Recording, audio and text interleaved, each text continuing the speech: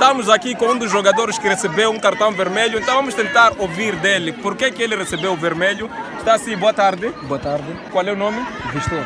Enquanto nós estamos a assistir o jogo, vimos que recebeu um cartão vermelho. Pode nos falar qual é o motivo do cartão vermelho? Sim, muito certo. Recebi sim um cartão vermelho, mas por enquanto o árbitro foi reclamar com o árbitro. Como o meu jogador fazia tirou a bola, isso foi uma tesoura, e daí o árbitro considerou uma falta. E daí eu fui reclamar, dizer do árbitro, isso aqui não foi falta, mas ele acabou de me dar o cartão vermelho. Tendo em conta que recebeu um cartão vermelho, os treinadores ou o presidente da equipa não comentou nada sobre isso? Nada, não comentou nada, só queria procurar saber para chamar a federação da equipe, a federação e o quarto árbitro para conversar bem para todas as coisas para fazer, organizar e eu começar também a jogar o próximo jogo. Qual é a resposta do árbitro? O árbitro disse, o quarto árbitro disse, mas aquilo não foi cartão, aquilo não foi justo mesmo tirar cartão direito, não foi claro.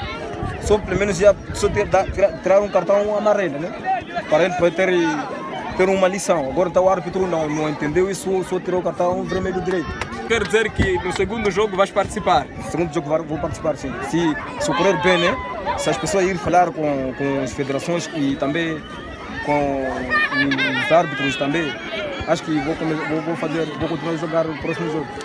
Estamos aqui com o jogador que recebeu o cartão vermelho, ouvimos muita coisa dele e vamos tentar ouvir também com alguns adeptos que estavam a assistir o jogo. Boa tarde.